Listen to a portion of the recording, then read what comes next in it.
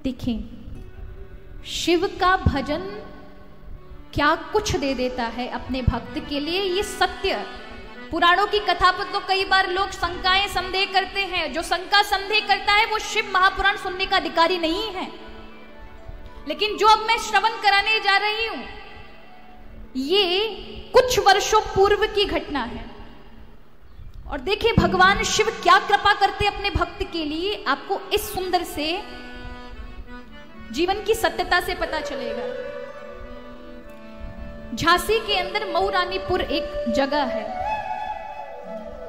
वहां पर एक लक्ष्मी नारायण नाम के एक भक्त हैं। इनका ये जो जीवन का वाक्य था, ये मैंने कल्याण में सुना, कल्याण में पढ़ा था।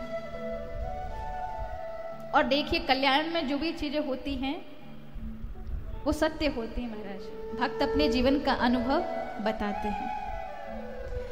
तो ये लक्ष्मी नारायण नाम से जो भक्त थे, इन्होंने अपनी घटना लिखी कि इनका गांव जो था वो मऊरानीपुर में था, झांसी में, लेकिन इनके पिताजी हमारे हाथरस में, अलीगढ़ के पास हाथरस है, प्राय पहले जिला अलीगढ़ लगता था, हाथरस उसके अंदर आता था।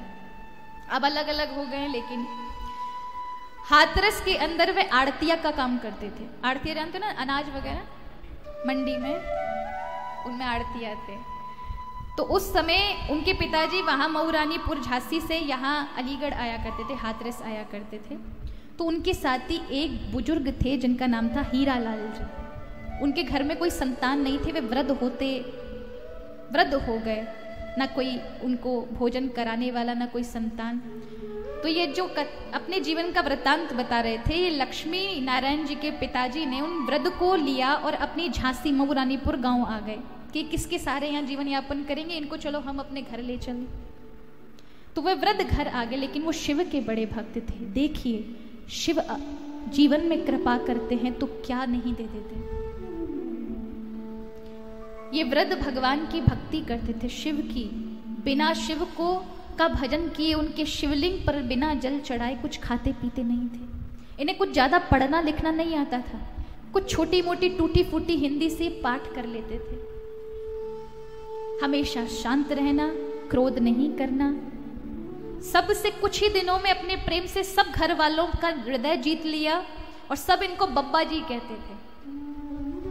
इनके पास जो धन था उससे उन्होंने अपने जो उन्हें घर में लेकर आए थे, इस वृतांत को सुनाने वाले की माँ के लिए आधे पैसे गहने में दे दिए कि आप आधे पैसे से बहुरानी अपने गहने बनवा लो। उन लोगों ने मना किया लेकिन नहीं माने, और आधे पैसों से उन्होंने शिवजी का बड़ा सा मंदिर बनवाया।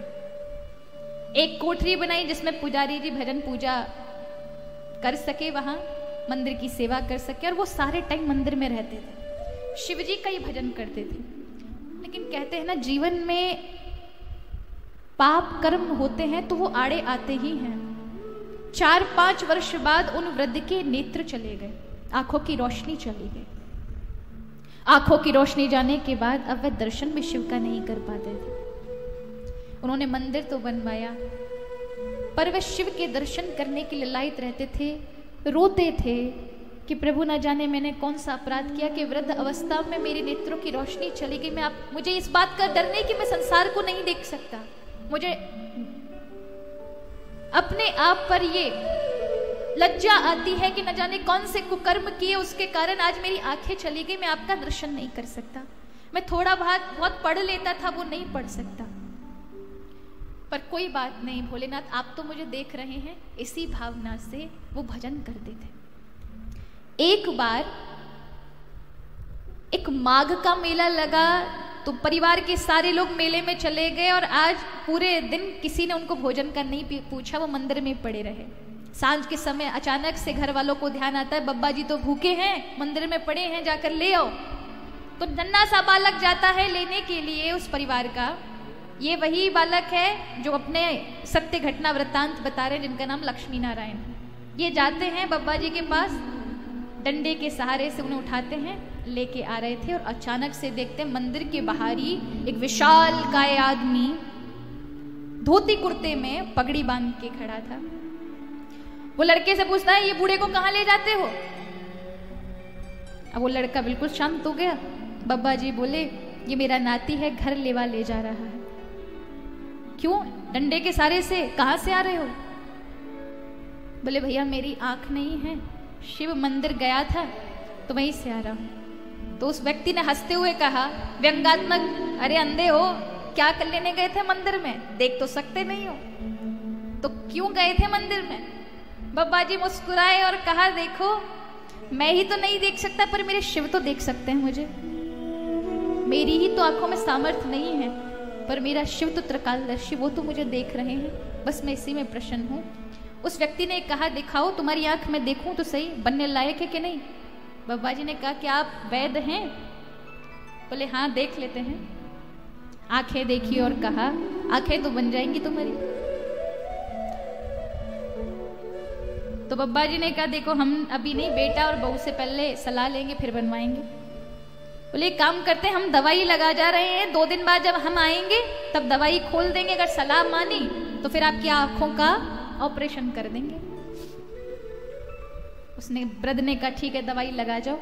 दवाई लगाई, पट्टी बांध दी और चले गए।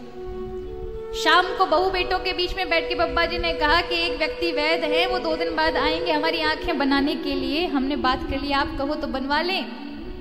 परिवारजनों ने कहा कि ठीक है बनवा लो। 2 दिन हो गए, कोई नहीं आया।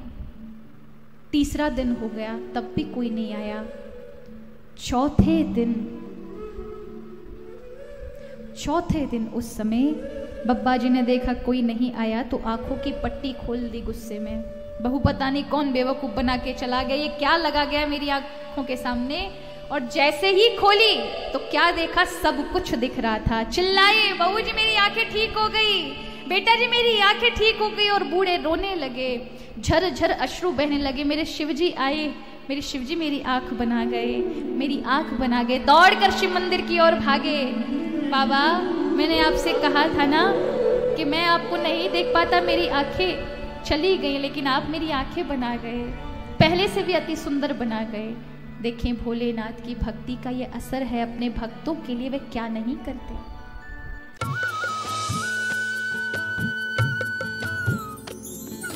सर्वधर्म संगम, धर्म के सच्चे प्रहरी।